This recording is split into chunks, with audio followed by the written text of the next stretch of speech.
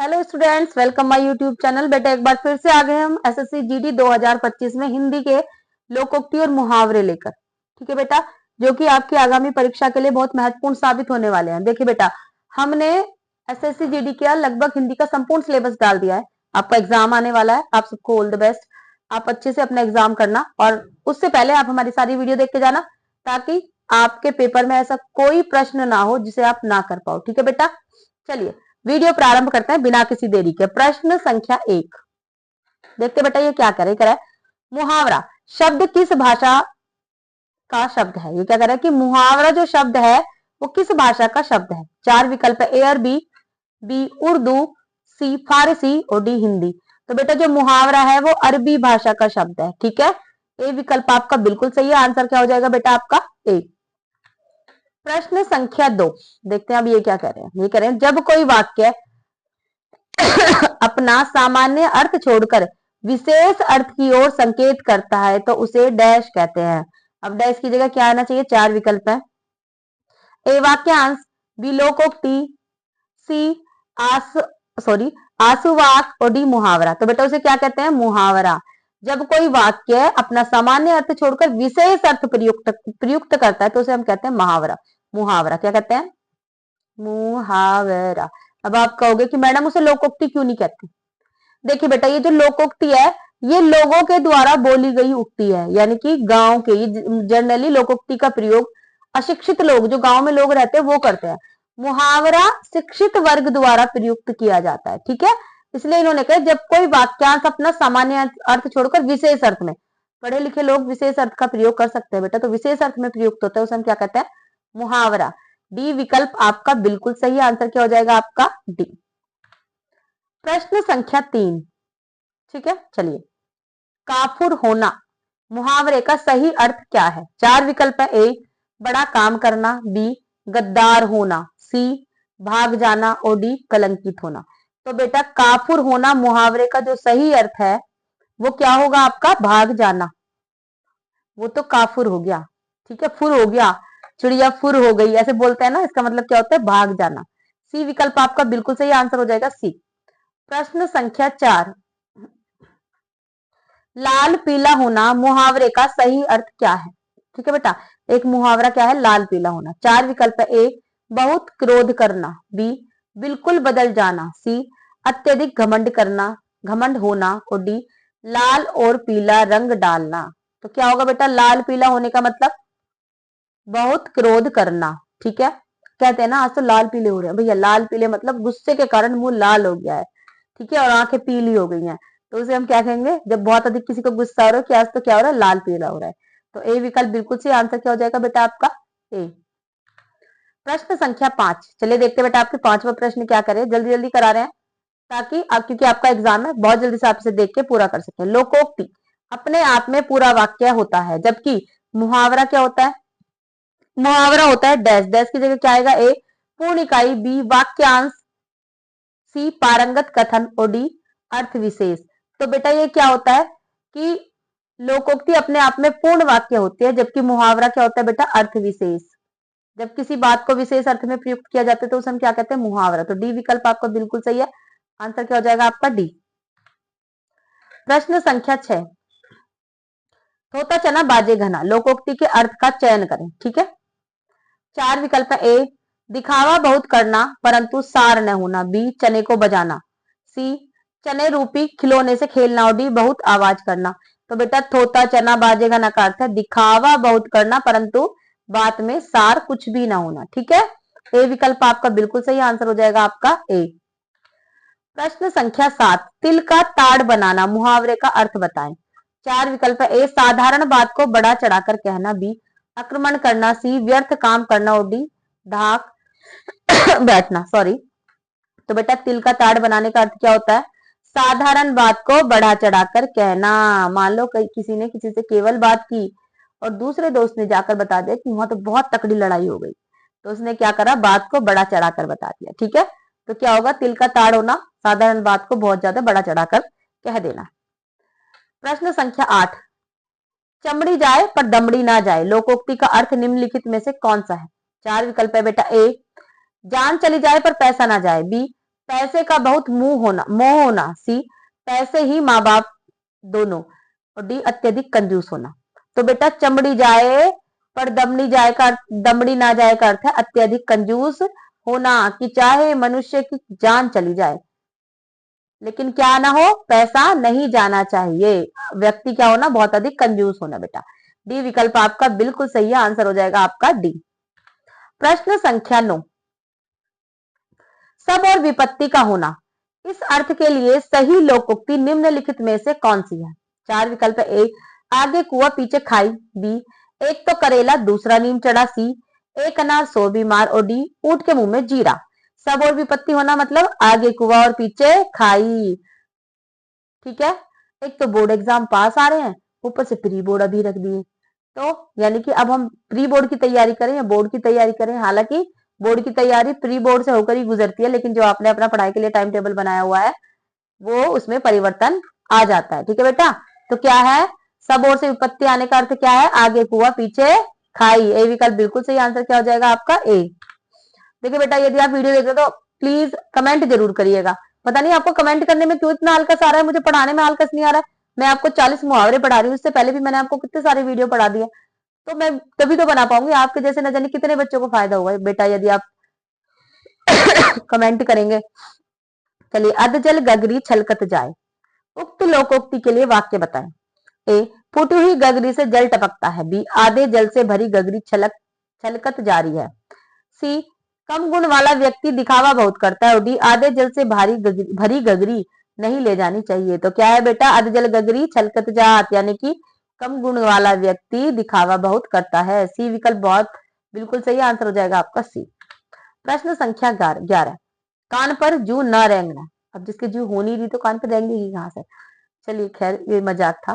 कान पर जू ना रेंगना मुहावरे का अर्थ निम्नलिखित में से कौन सा है? चार विकल्प है। ए, बहुत दुख होना। बी, बदनाम करना। सी, कुछ असर न होना। और डी, हिम्मत टूट जाना। तो बेटा कान पर जू ना रेंगने का अर्थ होता है क्या, कुछ असर ना होना, कि आप उससे कह के थक गए, होमवर्क पूरा कर लो, पढ़ाई कर लो, होमवर्क पूरा कर लो, पढ़ाई कर लो, लेकिन उसके कान पे कोई जू नहीं रहेंगी, उसने कोई काम नहीं करा, वो जैसे था वैसे ही है, ढीठ का ढीठ। ठीक है, तो कान पर जू न रेंगना मतलब कुछ भी असर नहीं होना, आपकी बातों का कोई असर नहीं हो रहा उन्हें। प्रश्न संख्या 12, ठिठक जाना मुहावरे का अर्थ निम्नलिखित में से कौन सा है? चार विकल्प। ए, रुक जाना। बी, धोखा खा जाना। सी, चले जाना। और डी, उदासी का जाना। तो ठिठक जाने का अर्थ क्या होता है बेटा, रुक जाना। ए विकल्प बिल्कुल सही, आंसर क्या हो जाएगा आपका ए। प्रश्न संख्या 13, चोटी का पसीना एड़ी तक आ जाना आना, इस कहावत का अर्थ बताएं। चार विकल्प। ए, कूदना। बी, प्रतिदिन कसरत करना। सी, दौड़ना। और डी, कड़ा परिश्रम करना। तो बेटा चोटी का पसीना एड़ी तक आ जाना मतलब कड़ा परिश्रम करना। जब आप इतनी मेहनत करें कि पसीना यहां से निकल के पैर के नीचे को निकल जाए, तो समझ लेना कि आप मेहनत कर रहे हैं। ठीक है, डी विकल्प आपका बिल्कुल सही, आंसर हो जाएगा बेटा आपका डी। प्रश्न संख्या 14, घी खिचड़ी होना, इस कहावत का अर्थ बताएं। चार विकल्प। ए, स्वाद बढ़ना। बी, मकर संक्रांति पूर्व मनाना। सी, पौष्टिकता में वृद्धि होना। और डी, खूब खुलना घुलना मिलना। तो बेटा घी खिचड़ी होना, जब हम खिचड़ी में घी डालते हैं और वो क्या हो जाता है, उसमें मिल जाता है, तो ना पता चलती है खिचड़ी कौन सी, ना पता चलता है घी कौन सा है, मतलब खूब घुलना मिलना। डी विकल्प बिल्कुल सही, आंसर हो जाएगा आपका डी। प्रश्न संख्या 15, लकीर का फकीर होना मुहावरे का शाब्दिक अर्थ क्या है? चार विकल्प। ए, पुरानी परिपाटी पर चलने वाला। बी, सबसे अलग रहने वाला। सी, बहाना बनाने वाला। और डी, बहुत घमंड होना। तो बेटा देखिए, लकीर का फकीर होना, पुरानी परिपाटी पर चलना। अब पुरानी परिपाटी पर कैसे चलना यानी कि बिना सोचे समझे जो चीज हमारे बड़े करते आ रहे हैं, हम बिना सोचे समझे उस चीज को करते जा रहे हैं। जैसे मैं आपको एक स्टोरी सुनाती हूँ। एक बार क्या होता है कि दो पति पत्नी होते हैं जो दोनों अंधे होते हैं। तो जब उसकी पत्नी खाना बनाती है तो बिल्ली आती है और सारा खाना खा के चली जाती है, सारी रोटियां ले जाती है। जब वो बना के हटते वो देखते हैं उसमें एक भी रोटी नहीं है। अब उन्होंने एक दिन क्या किया, अपने पड़ोस से एक बच्चे को बुलाया और उसे कहा कि जरा हमें देख के बताना कि हमारी रोटियां कहाँ चली जाती है। बच्चा वहीं बैठा, उन दोनों ने फिर से रोटी बनाई तो उसने बताई कि एक बिल्ली आती है और आप लोगों की रोटी खा जाती है। तो उस व्यक्ति ने क्या किया, अपने हाथ में एक थाली ली और एक डंडी ली। जब तक उस लेडी ने रोटी बनाई वो ऐसे थाली को डंडी से पीटता रहा कि बिल्ली डर के मारे नहीं आएगी, और ऐसा ही हुआ, बिल्ली डर के मारे नहीं आई। वो जब भी रोटी बनाती वो व्यक्ति थाली को डंडी से पीटता रहता। अब जब वो थाली को डंडी से पीटता रहता, बिल्ली नहीं आती, उनकी रोटी बच जाती। अब ऐसे ही उनके एक बच्चा हुआ और बच्चा बड़ा हो गया, वो दोनों बुजुर्ग हो गए, बच्चे की शादी हो गई। जब बच्चे की पत्नी आई और बच्चे की पत्नी रोटी बनाने लगी, तो वो लड़का आया जो अपने उन माँ बाप के साथ बड़ा हुआ था कि जब रोटी बनती थी वो थाली पीटने लगता था। तो उसने एक थाली उठाई और उसे पीटना शुरू कर दिया।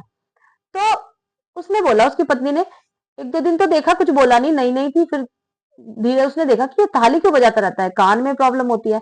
तो उसने कहा, जी आप ये थाली क्यों बजाते हैं? तो उसने कहा कि हमारे तो ये परिपाटी है, परंपरा है, जब भी पत्नी रोटी बनाती है हमारे घर में तो पति थाली बजाता है बैठ के। तो उसने कहा कि ऐसा क्यों? कि हाँ, मेरी मम्मी रोटी बनाती थी तो मेरे पापा भी थाली बजाते थे बैठ के। तो उसने कहा कि अच्छा, तो फिर आप अपनी मम्मी से पूछना कि ये परंपरा कब से चली है। तो उसने अपने मम्मी पापा से, उसकी जो बेटा था, उन्होंने पूछा कि मम्मी, दोनों ने, बेटा बहू ने, कि ये रोटी बनाते हुए थाली बजाने की परंपरा कब से चली है हमारे घर? उन्होंने कहा, बेटा ये परंपरा नहीं है, वो तो हम दोनों अंधे हैं, जब तुम्हारी मम्मी रोटी बनाती थी तो बिल्ली आके रोटी खा के चली जाती थी, तो बिल्ली हमारे पास तक ना आए, इसलिए हम ये थाली और थाली में डंडी बजाते थे ताकि बिल्ली हमारे पास तक ना आए और वो रोटी ना खाए। अब क्योंकि आप यही देखते देखते बड़े हुए हो, ऐसा कभी हुआ नहीं कि आपने हमसे पूछा, बल्कि हमने आपसे कई बार बजवाई कि बैठ जा, अगर मैं बाहर हूं तो तू थाली में डंड वो बजा। तो तूने यही देखा, यही देखते देखते तू बड़ा हो गया है। और पुराने टाइम में बेटा आपको पता है कि शादी भी जल्दी हो जाया करती थी, तो बच्चे को इतना मौका भी नहीं मिला, कि तू यही देखते देखते बड़ा हुआ। इसलिए जब तुम्हारी बीवी ने रोटी बनाई तो तुमने बिना सोचे समझे, ये जो एक सिंपल सी बात थी, हमारी समस्या का समाधान था, तुमने इस समस्या को क्या बना लिया? परिपाठी बना लिया। और अब तुम भी हमारी तरह वही कर रहे थे, जबकि तुम्हें तो आवश्यकता ही नहीं थी।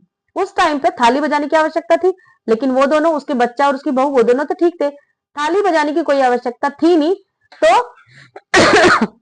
ये जरूरी नहीं होता बेटा कि जो एक पीढ़ी के लिए सही है दूसरी पीढ़ी के लिए भी वही सही होगा, ठीक है? तो मैं उम्मीद कर रही हूँ कि आप समझ गए होगे, और जो भी काम करोगे उसे सोच समझ के और उसका अर्थ जान के करोगे, ना कि इसलिए करोगे क्योंकि पुरानी परिपाटी चली आ रही है, घर में सब करते हैं तो मैं भी करूंगा। नहीं, पहले आप अच्छे से जान लो, समझ लो, तब करना, ठीक है? तो लकीर का फकीर होना मतलब पुरानी परिपाटी पर चलने वाला। ए विकल्प बिल्कुल सही आंसर हो जाएगा आपका ए।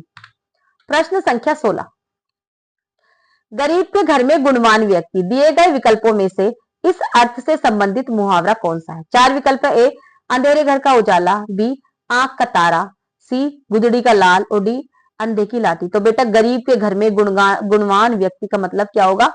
गुदड़ी का लाल होना। सी विकल्प बिल्कुल सही आंसर हो जाएगा आपका सी। सॉरी, मेरी तबीयत खराब है, लेकिन आपका एग्जाम है इस वजह से कराना पड़ रहा है।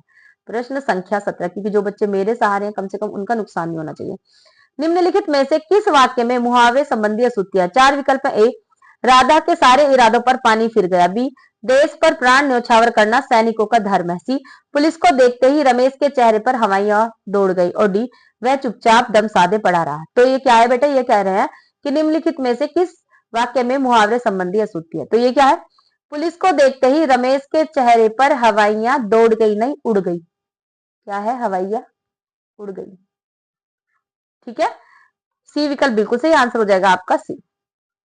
प्रश्न संख्या 18, एक पंथ दो काज, निम्नलिखित में से कौन सा विकल्प इस लोकोक्ति का उचित अर्थ दर्शाता है? चार विकल्प, ए मुसीबत में और मुसीबत आ जाना, बी दोनों तरफ खतरा, सी एक समय में दो कार्यों की सिद्धि, और डी कहीं का भी न रहना। तो एक पंथ दो काज का अर्थ क्या होगा? एक समय में दो कार्यों की सिद्धि, यानी कि टीचर ने आपको लिखवाया तो आपके देखिए दो कार्य, टीचर बोल रही है, आप लिख रहे हैं, नोट्स बना रहे हैं। एक तो आपको लिखते हुए आपकी राइटिंग अच्छी हो जाएगी, दूसरा आपकी वर्तनी सुधर जाएगी, तीसरा आपका काम पूरा हो जाएगा, चौथा आपने जितना भी लिखा है उसमें से कम 50% आपको याद हो जाएगा, और अब आपको 50% ही याद करना है। तो एक पंथ आपको तो चार चार काम हो रहे हैं, दो दो काम क्या? तो जब टीचर काम कराए बहुत अच्छे से करना है और उसे समझना है, ठीक है बेटा? सी विकल्प बिल्कुल सही आंसर हो जाएगा आपका सी। प्रश्न संख्या 19, निम्नलिखित में से धूर्त शब्द से संबंधित मुहावरा पहचानिए। ए हाथ साफ करना, बी रंगा सियार होना, सी नाक को चने चबाना, और डी जहर उगलना। तो बेटा धूर्त होने का मतलब है रंगा सियार होना, ठीक है? धूर्त मतलब दोगला व्यक्ति, दो तरह का व्यक्ति, जो बिल्कुल भी अच्छा व्यक्ति नहीं है, वो कभी भी आपके साथ कुछ भी गड़बड़ कर सकता है। रंगा सियार मतलब वो सियार है, कलर करके जो रंगे सियार बन जाते हैं उन्हें हम कहते हैं रंगा सियार, ठीक है बेटा? बी विकल्प बिल्कुल सही आंसर हो जाएगा आपका डी। प्रश्न संख्या 20, कोयले की दलाली में मुंह काला, इस लोकोक्ति का अर्थ निम्नलिखित में से कौन सा विकल्प दर्शाता है? ए, अपराधी स्वयं ही डरा जरा रहता है। बी, बुरा काम बदनामी का कारण बन जाता है। सी, सभी वस्तुएं समान नहीं होती। और डी, तुच्छ व्यक्ति अधिक प्रदर्शन करता है।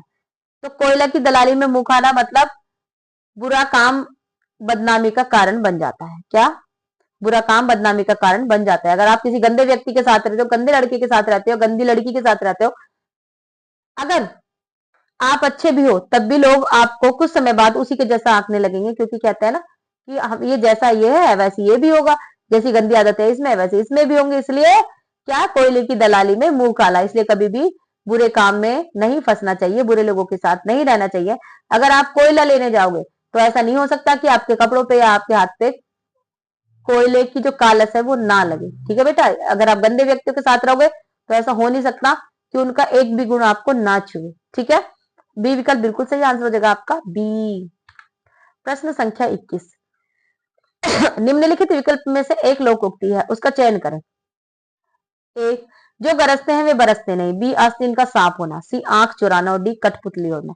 तो बेटा लोकोक्ति कौन है? आस्तीन का सांप होना। लोकोक्ति मतलब गांव के लोगों द्वारा बोले जाने वाली उक्ति। वैसे तो लोगों द्वारा बोले जाने वाली उक्ति है, लेकिन जो बेटा लोकोक्ति है उसका प्रयोग ज्यादातर गांव के अशिक्षित लोग ही करते हैं। बी विकल्प बिल्कुल सही आंसर हो जाएगा बी। प्रश्न संख्या 22, थोता चना बाजे घना, इस लोकोक्ति का अर्थ क्या है? ए, थोते को चना पसंद है। बी, न पूरी होने वाली आशा। सी, अल्प बुद्धि वाला अधिक डींग मारता है। और डी, बुद्धिमान को सर्वत्र विजय हासिल होती है। तो तोता चना बाजेगा ना, अल्प बुद्धि वाला अधिक डींग मारता है। सी विकल्प बिल्कुल सही आंसर हो जाएगा सी।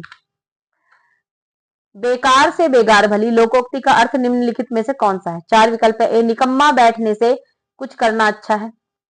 बी, जो मिल जाए वह काफी है। सी, बिल्कुल अनपढ़ होना। डी, मन शुद्ध है तो सब ठीक है। तो बेकार से बेगार भली मतलब निकम्मा बैठने से कुछ करना अच्छा है, खाली बैठने से अच्छा है थोड़ा बहुत कुछ भी कर लो। ए विकल्प बिल्कुल सही आंसर हो जाएगा आपका ए। प्रश्न संख्या 24, लड़कों में लड़का बुड्ढों में बुड्ढा, इस मुहावरे का अर्थ बताएं। चार विकल्प। ए, बहरूपिया होना। बी, सर्वप्रिय होना। सी, सभी के साथ खेलना। और डी, कुशल खिलाड़ी होना। तो बेटा लड़कों में लड़का बुड्ढों में बुड्ढा मतलब सर्वप्रिय होना, जिसे लड़के भी पसंद करते हैं और बुजुर्ग लोग भी पसंद करते हैं। प्रश्न संख्या 25, पाप की पराकाष्ठा होना, अर्थ के लिए मुहावरा बताएं। ए, पाप का घड़ा भरना। बी, पाप का उदय होना। सी, पाप कमाना। और डी, पाप मोल लेना। तो देखिए बेटा पाप का घड़ा भरना कहते हैं ना तेरा पाप, पाप की पराकाष्ठा होना मतलब अंत हो गया पाप का, कि जिस दिन तेरे पाप का घड़ा भर जाएगा ना उस दिन तुझे दंड अवश्य मिलेगा। ठीक है, ए विकल्प बिल्कुल सही आंसर हो जाएगा ए। प्रश्न संख्या 26, घाव पर नमक छिड़कना, मुहावरे का अर्थ बताएं। ए, घाव पर नमक लगाना। बी, पुरानी बातें दोहराना। सी, दुखी को और दुखी करना। और डी, किसी का मजाक उड़ाना। तो बेटा घाव पर नमक छिड़कने का मतलब क्या है? दुखी को और दुखी करना। सी विकल्प बिल्कुल सही आंसर हो जाएगा सी। प्रश्न संख्या 27, पुराने चावल मुहावरे का सही अर्थ दिए गए विकल्पों में से कौन सा है? चार विकल्प है। ए, घमंडी। बी, शातिर। सी, अनुभवी। और डी, आकांक्षी। तो बेटा पुराने चावल का मतलब है अनुभवी व्यक्ति होना। जब पुराना चावल हो जाता है ना, चावल पुराना हो जाता है, बहुत अधिक खिलता है, वो बनाओगे ना उसे बहुत सारा खिलेगा।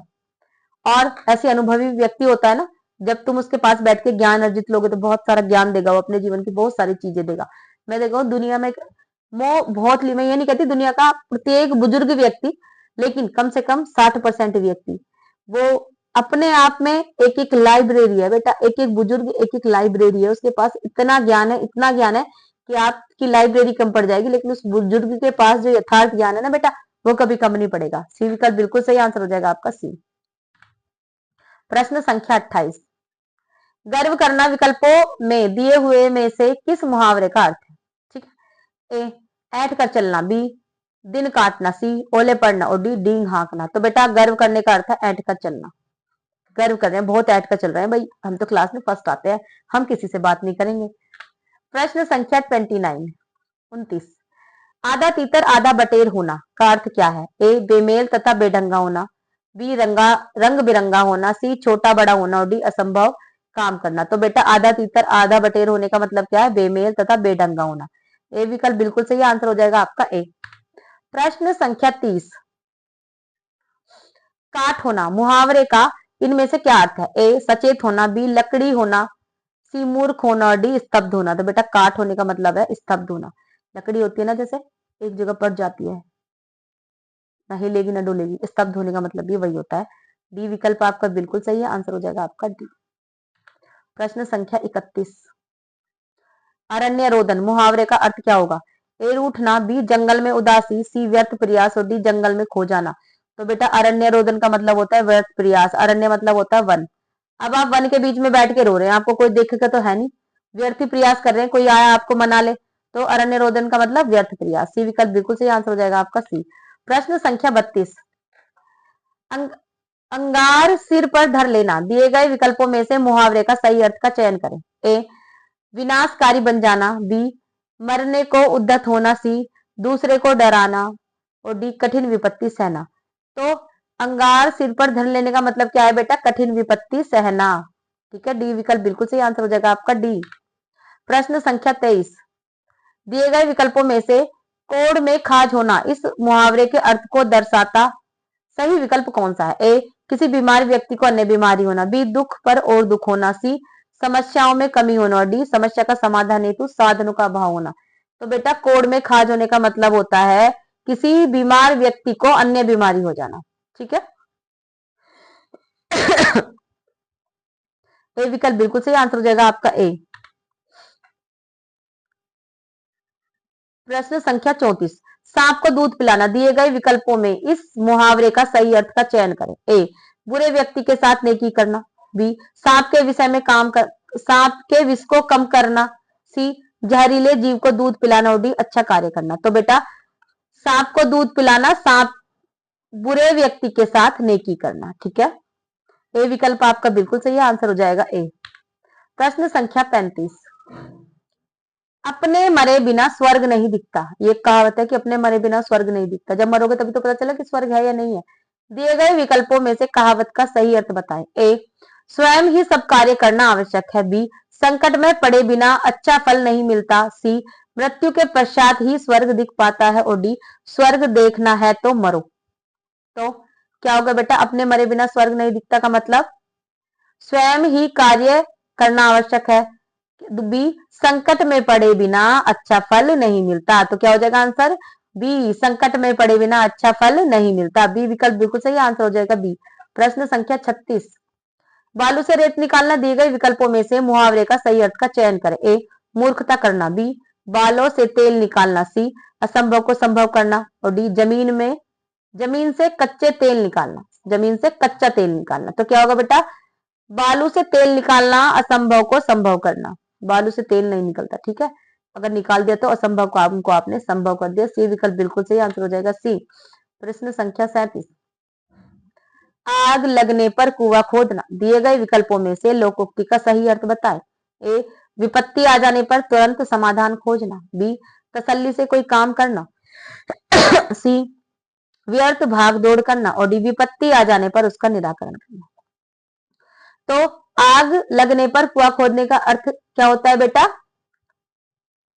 विपत्ति आ जाने पर उसका तुरंत समाधान करना। ठीक है, ए विकल्प बिल्कुल सही, आंसर हो जाएगा आपका ए। प्रश्न संख्या 38, गुड़ गोबर करना, दिए गए विकल्पों में से मुहावरे का उचित अर्थ कौन सा है? ए अच्छी चीज को बुरा करना, बी मजा किरकिरा करना, सी अच्छा और बुरा एक करना और डी भगनाश होना। तो बेटा गुड़ गोबर करना, मजा किरकिरा करना, बी विकल्प बिल्कुल सही, आंसर हो जाएगा आपका बी। प्रश्न संख्या 39, समझौता करना निम्नलिखित में से किस मुहावरे का अर्थ है? समझौता करना, ए मुंह की खाना, बी खाई पाटना, सी कान भरना और डी पीठ ठोकना। तो बेटा समझौता करने का अर्थ है खाई पाटना। बी विकल्प बिल्कुल सही है, आंसर हो जाएगा आपका बी। प्रश्न संख्या 40, बात का धनी होना, दिए गए विकल्पों में से दिए गए मुहावरों का अर्थ कौन सा है? चार विकल्प है। ए सच्चा होना, बी निस्वार्थ होना, सी वादे का पक्का होना और डी बात को मानने वाला होना। तो बेटा बात का धनी होना, वादे का पक्का होना, सी विकल्प बिल्कुल सही, आंसर हो जाएगा आपका सी। हमने ये 40 मुहावरे आपको करा दिए बेटा, इनमें से आपको एग्जाम में कोई ना कोई मिल जाएगा और हमने जो पीपीटी डाली है आप उन्हें देख के जाइएगा। मैं उम्मीद कर रही हूँ आपका पेपर बहुत अच्छा होगा। अगर आपको हमारी वीडियो पसंद आई है तो इसे लाइक करें, शेयर करें और हमारे चैनल को सब्सक्राइब करें। मिलते हैं अगली वीडियो में, नमस्कार।